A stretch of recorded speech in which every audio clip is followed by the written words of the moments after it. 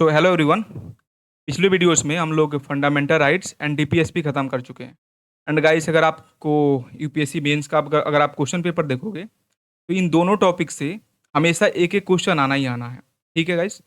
Guys look, अभी आज का हमारा जो टॉपिक है वो है fundamental duties. Okay, look, fundamental duties से क्वेश्चंस तो नहीं आते हैं, बट यूपीएससी में क्वेश्चन पूछा गया। जैसे कि मैंने आप सबको बताया हूँ, तो मैं जो एक करा रहा हूँ, जो भी मेरा शॉर्ट नोट्स हैं, जो भी मैं करा रहा हूँ, ये केवल बीपीएससी तक लिमिटेड नहीं है। क्योंकि बीपीएससी का पीवाईक्यू करने से ऐसा थोड़ा है कि बीपीएससी अपने पीवाईक्यू से ही पूछेगा। बट गाइस, अगर हम यूपीपीसीएस या यूपीएससी का अगर पीवाईक्यू करके जाते हैं तो ये हमारा 90% सियोरिटी रहता है कि हम उससे उस कॉन्टेक्ट से हम कर सकते हैं। ठीक है। बाकी गाइस, मेरा कंटेंट है, मैं और सारे डायमेंशंस को देखकर भी अपना नोट्स बनाता हूँ, पढ़ाता हूँ। ठीक है। तो गाइस, बाकी आज हम डीपीएसपी करने वाले हैं, सॉरी फंडामेंटल ड्यूटीज करने वाले हैं। ठीक है।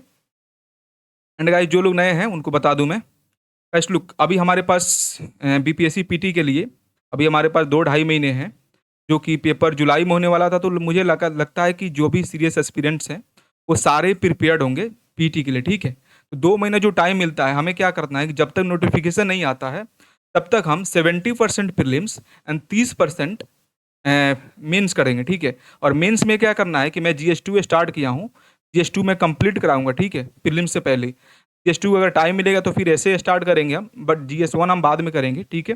तो गाइस, जो न्यू है उनके लिए मैंने कर्तव्य इनिशिएटिव स्टार्ट किया हूँ कि ये हमारा कर्तव्य है कि जब तक हमारे पास टाइम है 1 महीना तक हम ये कर लेते हैं। ठीक है, मेंस कर लेते हैं। ठीक है।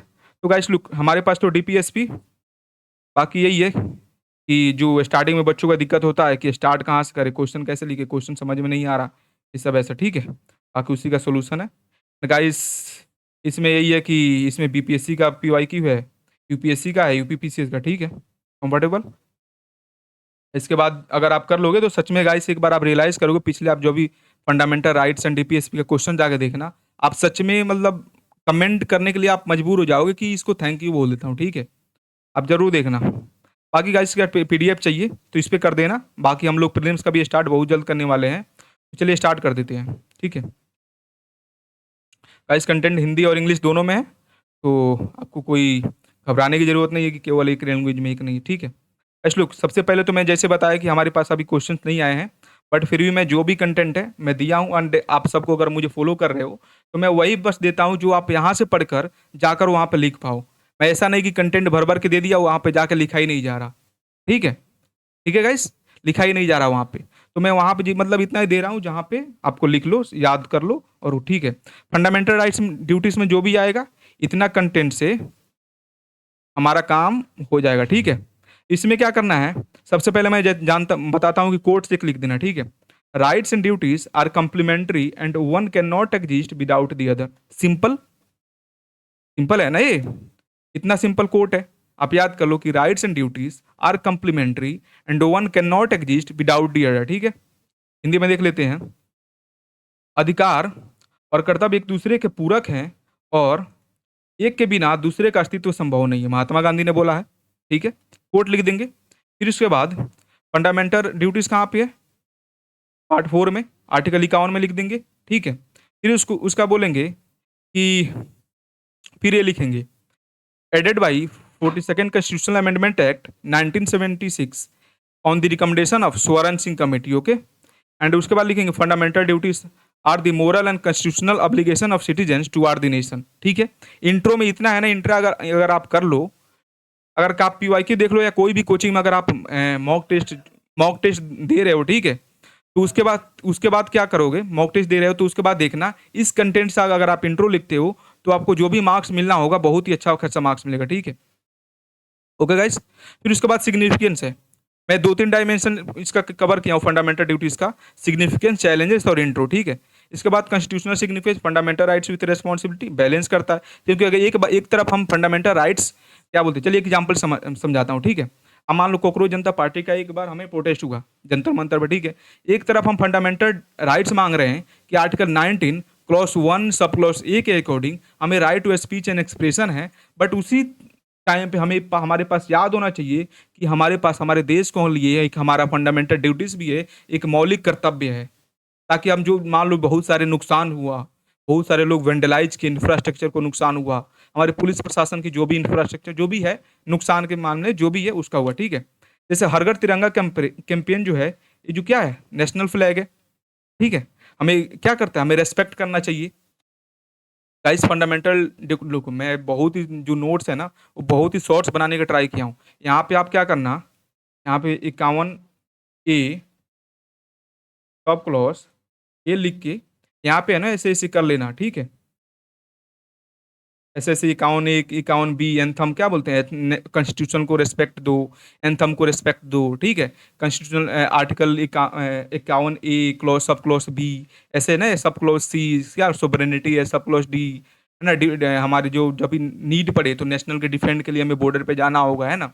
ई है, ई है, उसके बाद एफ है ना। उसके बाद जैसे एफ क्या है, मतलब वो ये कि हमारे नेशनल हेरिटेज है उसको प्रोटेक्ट करो, कंपोजिट कल्चर को प्रोटेक्ट करो, ठीक है। तो this is all about national integration में हमारा करता है, जैसे एक भारत श्रेष्ठ भारत। गाइस सबसे बड़ी जो एक ये है ना, एक आपको एग्जाम्पल है ना, एग्जाम्पल दिस इज दी, मतलब मेरा ये जो नोट है सबसे बड़ा महत्व इसी का है। अब जो है ना केवल कॉन्स्टिट्यूशनल सिग्निफिकेंस लिखोगे, balance fundamental rights and responsibility, constitutional morality, responsible citizens, उसके बाद एग्जाम्पल दोगे ना तो आपको फुल में फुल मार्क्स मिलेगा, ट्रस्ट में गाइस, ठीक है। गाइस हिंदी में भी है, सो Har Ghar Tiranga, so you don't need to worry about Hindi content, okay. फिर उसके बाद 51G, जी क्या बोलता है, इन्वायरमेंट पे, ठीक है, ये है। एंड गाइस ऐसे है ना कि इस पे इसी के बेस्ड पे कभी कभी सुप्रीम कोर्ट जजमेंट भी देती है, ठीक है। मान लो इसे MC Mehta court series, MC Mehta जो केस सीरीज हुआ था जिसमें मल्टीपल राउंड में उस पे चले थे, इन्वायरमेंट से रिलेटेड सुप्रीम कोर्ट का जजमेंट आया था, तो ये सब उससे रिलेटेड है। एमसी मेहता केस सीरीज भी एग्जाम्पल दे सकते हो। डेमोक्रेटिक गवर्नेंस एस्टैब्लिश करने में मदद करता है, स्वच्छ भारत मिशन। स्वच्छ भारत मिशन क्या था, लोगों में अवेयरनेस फैलाइए, मतलब हमारी एक ड्यूटी है कि हम अपने आसपास देश के लिए, मतलब अपने आसपास जो भी है, मतलब सफाई को, मतलब साफ सफाई रखे, ठीक है। पूरा कचरा नहीं फैलाएं, देश को स्वच्छ बनने में मदद करें, ठीक है। तो दिस इज ऑल अबाउट। उसके बाद आर्टिकल 41 क्लॉज से सब क्लॉज के, ये सब होता है, राइट टू एजुकेशन है, ठीक है। उसके बाद ये सब कर सकते हैं, ठीक है। उसके बाद बोलेंगे, मतलब ऐसे अगर क्वेश्चन पूछ देता है कि वार दी, मतलब ऐसे तो फंडामेंटल ड्यूटीज हैं, इन्फोर्सेबल नहीं है, बट ऐसे बोल अगर क्वेश्चन पूछ देता है गवर्नमेंट का क्या इनिशिएटिव है तो इनको इन्फोर्स करने के लिए, ठीक है, क्वेश्चन पूछ सकता है।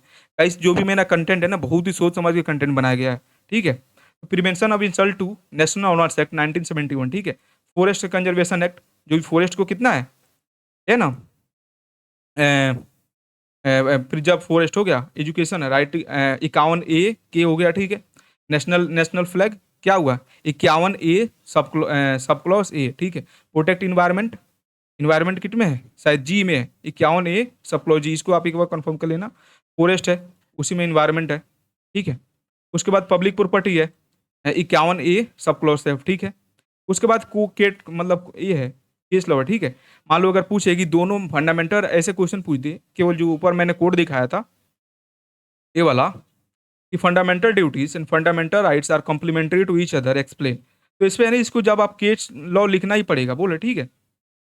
इसमें है कि जैसे एम्स स्टूडेंट्स यूनियन का जो है और एम्स के वर्सेस जो केस हुआ था, उसमें बोला, सुप्रीम कोर्ट ने बोला था कि fundamental duties are equally important for constitutional governance, ठीक है, ठीक है गाइस। उसके बाद ये बच्चों की शिक्षा है, जिसमें बच्चों की निःशुल्क शिक्षा अनिवार्य है, ये सब है, ठीक है। एमसी मेहता हो गया, Bijoe Emmanuel versus state of Kerala case, ये सब है, इसको आपको लिख लेना, ठीक है।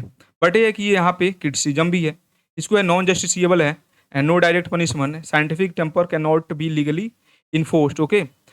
फिर उसके बाद ये ये सब है, आप याद कर लीजिएगा। इसमें जब से है ना कीवर्ड आप यूज करते हैं मेंस में तो बहुत ही अच्छा होता है, ठीक है। ह्यूमनिज्म आर नॉट पर्सनल, फिर उसके बाद क्या है कि जो है बहुत ही अच्छा से डिफाइन नहीं है। सिटीजन ऑडिटिंग लिमिटेड, गवर्नमेंट का कोई रिस्पॉन्सिबिलिटी नहीं है, पॉलिटिकल पार्टीज है इनकी कोई रिस्पॉन्सिबिलिटी नहीं है, कॉर्पोरेशंस है इनकी कोई रिस्पॉन्सिबिलिटीज नहीं है, ठीक है। इसके बाद क्या है, लोगों के पास अवेयरनेस नहीं है कि हमारे पास ड्यूटी, अगर आपको पता हो कि जब नेशनल एंथम को रेस्पेक्ट करना है तो चलो आपको तो पता है, बट बहुत लोगों को पता नहीं होता, बहुत लोगों को पता होता नहीं होता है कि अगर हम पब्लिक प्रॉपर्टी, रेलवे या कुछ भी नुकसान कर रहे हैं तो उससे हमारे देश को नुकसान है और ये हमारी ड्यूटीज है, जैसे हमारे पास मौलिक अधिकार है तो इसलिए हमारे मौलिक कर्तव्य भी है, ठीक है। कब चैलेंजेस में ये सब करेंगे, सिविक एजुकेशन, कॉन्स्टिट्यूशनल लिटरेसी, ठीक है। फिर उसके बाद ये फॉरवर्ड है ये सब आप वे फॉरवर्ड अवेयरनेस कैंपेन चलाइए, बेटर इन्फोर्समेंट कराइए, साइंटिफिक टेम्पर प्रमोट करिए, कम्युनिटी पार्टिसिपेशन होना चाहिए। जैसे एग्जांपल दे देंगे, स्वच्छ भारत मिशन, ठीक है। इसके बाद जस्टिस वर्मा कमेटी ने ये बोला था कि इसके बाद ये है, ये सब लिख देंगे ऑन ऑपरेशन, मतलब ऐसे जस्टिस वर्मा कमेटी का बोला था कि जो फंडामेंटल ड्यूटीज है इसको आप ऑपरेशनलाइज कर लीजिए, ठीक है। लीगल मतलब आप कॉन्स्टिट्यूशनल अमेंडमेंट के थ्रू आप इसे लीगलाइज कर दीजिए। उसके बाद नेप है, ठीक है, बोला कि कॉन्स्टिट्यूशनल वैल्यूज को प्रमोट करो, सिविक रेस्पॉन्सिबिलिटी प्रमोट करो, साइंटिफिक टेम्पर प्रमोट करो, ठीक है। उसके बाद Mahatma Gandhi, true source of right is duty, यहाँ पे जो ऊपर है ना, इसको आप कंक्लूजन लिख सकते हैं, ऊपर वाला लिखिए। देखिए 2 कोट याद कीजिए, एक कोट लिखिए ऊपर, एक कोट लिखिए कंक्लूजन के ऊपर, आपको बेस्ट मार्क्स मिलेगा, ठीक है। True source of rights is duty, ठीक है। उसके बाद लिखिए constitution is only as good as the people who implement it, ठीक है। कंफर्टेबल। सो गाइस इतना है, इतना। इस पे क्वेश्चन तो नहीं पूछा है अभी तक पीवाईक्यू में, बट क्या है कि यूपीएससी में पूछा है और यूपीपीसीएस में शायद पूछा है। तो मैंने कंटेंट आपको दे दिया, हिंदी में भी कंटेंट है टोटल, पीडीएफ में भेज दूंगा टेलीग्राम पे। तो ओके गाइस, बाकी इस पे अगर आप लोग न्यू हैं तो इस पे टेलीग्राम चैनल को ज्वाइन कर लीजिए। एंड बाकी गाइस लुक, ये सारा इनिशिएटिव फ्री है, तो मुझे आपसे बस ये चाहिए कि इस चैनल को ग्रो करने में आप हमारी मदद करो। इसके बाद हम फिल्म्स के लिए बहुत ज़्यादा जल्द इनिशिएटिव ला रहे हैं। सबसे पहले क्या करेंगे, जो भी कंटेंट पढ़ाएंगे एनसीईआरटी पढ़ाएंगे स्टैंडर्ड सोर्स करके मिलाकर, और उसके बाद साथ साथ घटना चक्र भी कराएंगे, ताकि आपका एमसीक्यू प्रैक्टिस आपको बेस्ट सोर्स यानी घटना चक्र से प्रैक्टिस हो जाए।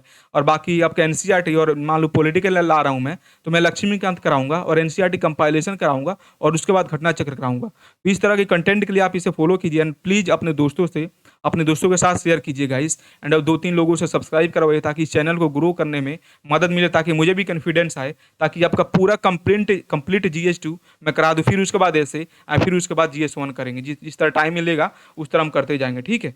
Okay guys, comfortable, fine, thank you guys. बाकी लाइक कर देना, सब्सक्राइब, कमेंट में अपना ओपिनियन जरूर बताना। एंड ये जरूर लिखना कि नेक्स्ट हमारा जो मेंस का टॉपिक है कौन सा करें। मुझे लगता है कि प्रीएम्बल कर लेना चाहिए, प्रीएम्बल से 1-2 क्वेश्चन आता है, फिर उसके बाद बेसिक स्ट्रक्चर, तो ऐसे ही करेंगे, ठीक है। बाकी आप लोग बताना कौन सा टॉपिक करना है। Okay, thank you guys.